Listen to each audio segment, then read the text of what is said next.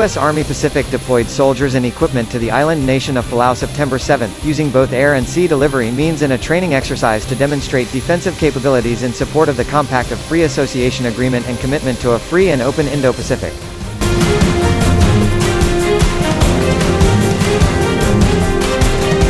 Soldiers from the 17th Field Artillery Brigade, based in Washington State, maneuvered from Guam to the Republic of Palau as part of the regional exercise Defender Pacific 20.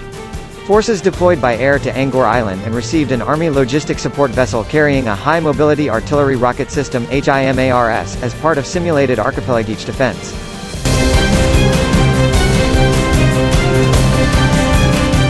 This bilateral effort with the Republic of Palau allowed us to validate our strategic reach and assure our partners and allies of our commitment to a free and open Indo-Pacific, said Colonel Brandon Anderson, 17th FAB Commander. As always, the Thunderbolts remain ready to support missions across the INDOPACOM area of operations.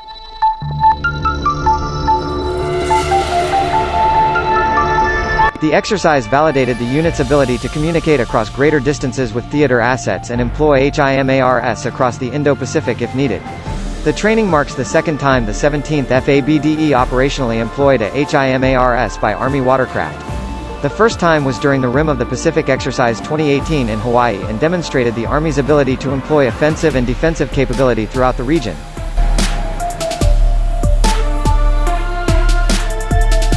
The exercise also marked the culmination of recent U.S. Indo-Pacific Command Joint Force efforts to support Palau through infrastructure projects. U.S. Air Force C-130 cargo aircraft transported Army equipment and soldiers to validate the recent expansion of the Angkor airstrip by Marine Corps Forces Pacific during Exercise Koa Moana and as part of the Angkor Airfield Joint Improvement Project.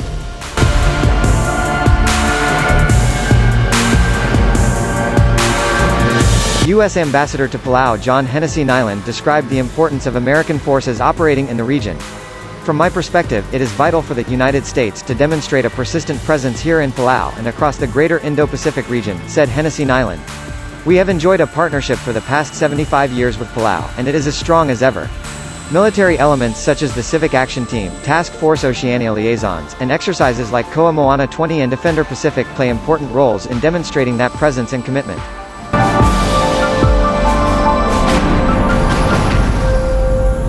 Defense Secretary Mark Esper's August 28 historic visit, the Defender Pacific 20 exercise, also reaffirmed Republic of Palau President Tommy Remengsau Jr.'s commitment to a free and open Indo-Pacific and reinforcing international rules and norms.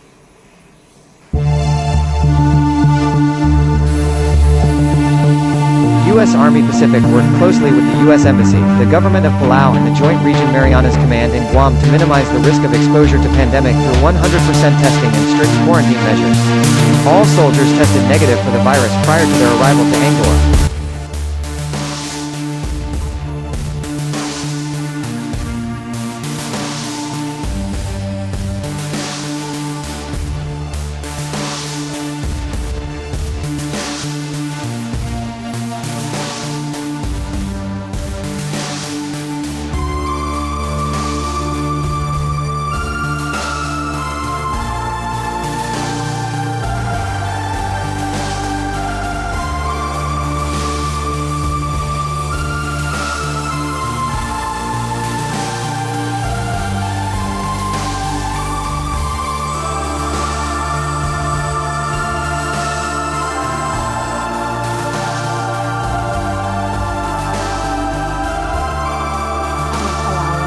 And then there will be like a one shot,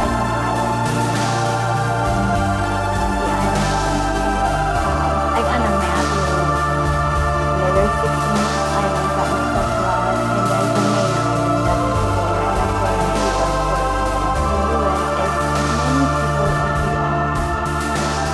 we're very aware of our policy, and I think that makes us understand each other more, and so the fact that we have our own is beautiful to me.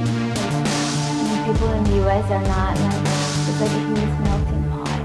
Everybody knows Palau. Like that's it. Before you get to the shore, like if you put your eye on the small island, you'll fall. Say, hey, is so-and-so open today? And they'll look at them and they'll be like, so then you don't go to the store, you have to like, but I think it's just because, I mean, we're not even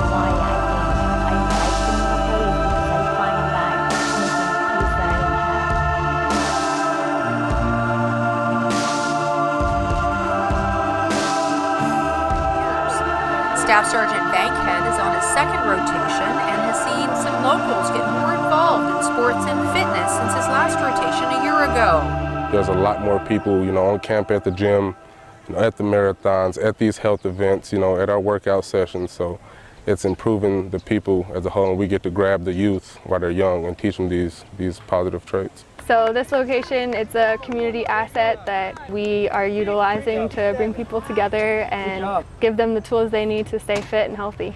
The soldiers are on Palau conducting other medical outreach and community relations projects until a Navy CB unit rotates in to replace them in February. Reporting from the Republic of Palau, I'm Amy Forsyth. For this range, and then the range itself.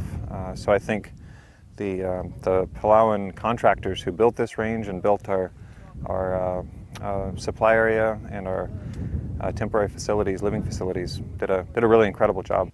Well, I honestly, for our soldiers, this is an incredible opportunity. I think both to experience the wonderful culture of Palau. I just want to say that our soldiers are thrilled at the opportunity to train on Palau, to honor our COFA agreement with the Palauan government, and really to experience the culture, experience the island life, and certainly to have the opportunity, I think, to hopefully help some of the Palauan security forces in their important training for maritime security, for other activities that are important to the Palauan people. So proud to be here and excited for the future.